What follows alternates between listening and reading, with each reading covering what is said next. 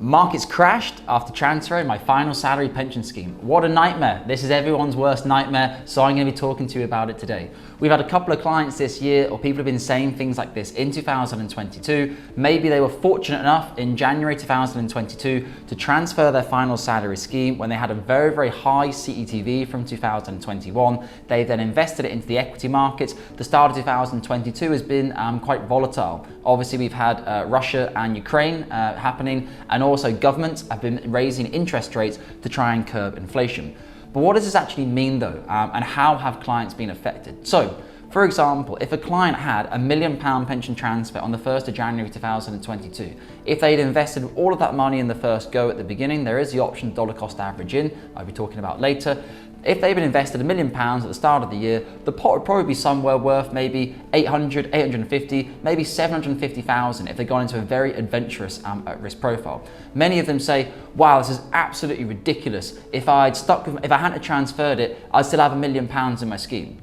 Well, no, you wouldn't, because interest rates have gone up dramatically over the course of 2022. We went from 1.25 to 1.75, which is the biggest interest rate increase in 27 years in the UK. So what that means, your CETV would not be worth £1 million anymore. Your CETV would also have dropped comparably with how the markets had dropped. Not because it's to do with how the markets had dropped equals what your CETV is worth, but because your CETV is calculated by using future discounting rates, which is the 10-year or the 20-year gilt rate, and obviously that is connected to the interest rates from government. As such, as an inverse relationship between interest rates and CETVs. So what I can say to anyone who's transferred the DB scheme and now the pension pot has gone down slightly, it's basically a zero-sum game. If you had left the money inside your DB scheme and you got a new CETV now, the CETV that you'd be offered now would also gone down. So what I need to say to clients is stop worrying about short-term market movements. Stop worrying about what happens over the course of a 3, 6, 9, 12-month period. We're interested in what happens over 5, 10, 15, 20, 25, 30 years. If the money gets passed on to your family or your children or your beneficiaries, they may even keep it invested. So it could even be longer. We could be talking 40 to 50 years in terms of what happens in investment growth if we look at the long-term market trend. And obviously, I always have to remind viewers, past performance is no guide to future performance, but it's a little bit like saying if Manchester City were at the top of the league the year before, they're unlikely to get relegated the next season. Form and style normally continues for certain asset managers who do outperform in the marketplace. So you have to be wary of this, and rather than getting yourself caught up in the hysteria of trying to time the markets, should I transfer my DB now? Should I wait? Should I wait for a new CETV? It's massively overcomplicating things. And unless you are an expert, I would say I'm an expert on CETVs. I sit and do it 10 to 12 hours a day for the past 10 years. I really do understand the markets very well. I have a very good understanding, typically speaking, of whether I think someone's CETV will have gone up or whether it will have gone down. But I spend a huge amount of time doing that. If you are thinking like that, you really need to get in touch and have a conversation with us, for at least to explain the economic factors and what you would need to happen for your CETV value to go up or for your CETV value to go down. If you would like to have a conversation with myself or one of our senior financial advisors, you can book in via Calendly in the description section below. You can also use WhatsApp to start a more informal conversation. So effectively, what I'm saying is that you shouldn't be worried if there is a market crash. Of course, no one wants to see their portfolio go down in value, but this is an absolutely normal and actually healthy and functioning part of the market.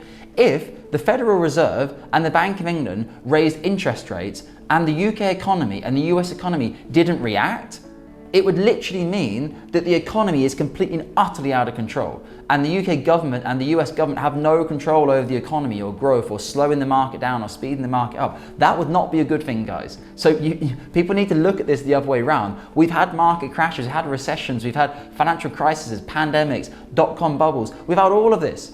And over the course of the past 30 to 40 years, if you'd thrown a dart at any ETF or a selection or a basket of global funds or global equity funds or global ETFs, you would have made a fortune over the past 30 to 40 years by being invested in the equity markets. If you're worried about this, oh, I don't want to do it now, and recession this and recession that, it's like saying, well, who do you think in 2001, 2008, 2015, 2020, these were all periods of recession. How has it affected people's long-term performance? It hasn't. Because you have peaks and troughs. Things go up, things go down. If you try and time the market and say, I'm going to get the CETV at the best possible time and I'm going to invest into the market at the best possible time, you're basically saying you're the smartest person in the world. which with all due respect, you're probably not. And obviously, even someone who does this all day long, I don't try to tell people to time the market. I don't try to tell people to time CETVs, because I know it's a long-term asset growth that will give you wealth over the long term, and we need to avoid the short-term noise. Right now, the media is recession, recession, recession. Previously, it was COVID, COVID, COVID. Then it was Russia, Russia, Russia, Ukraine, Russia, Ukraine, Russia, Ukraine. Now it's recession, recession, recession. It sells headlines, but block yourself out from it. Speak with your financial advisor. Focus on creating long-term portfolio growth inside your pension scheme, and stop worrying about market crashes. Do what is suitable for you and your family. If you think moving away from a final salary scheme, being able to pass 100% of it to your named beneficiaries, having investment control, having freedom over when you want to take the money, deferring your PCLS, holding a different currency in international SIP, or using a QROP to obviously minimize your lifetime allowance, if you think these advantages are good for you, it may well be that a transfer might be suitable for you. The pension transfer specialist might still think it's unsuitable for you, but don't allow markets and recessions and economies to take over your thinking of what you should be doing in terms of your financial planning. Financial planning is a long-term thing. Recessions or market volatility is a short-term thing. Guys, I hope this has been valuable for you today. If you have any questions, if you think I'm crazy, you think I'm mad, you think I'm talking rubbish, let me know in the comment section below. I'm really happy to have a conversation with you. And if you find this valuable, get in touch, have a proper conversation with ourselves. Even if you're not ready yet to start an advice process, just start talking to a financial advisor. Understand them. Let them know your concerns and fears. Maybe some of your fears and concerns are correct. Maybe some of them are not correct. If they're a good, reputable guy or female, they should be sending you information to alleviate your concerns or to put things into context for you. Guys, take care of your UK pensions assets, and speak with you soon.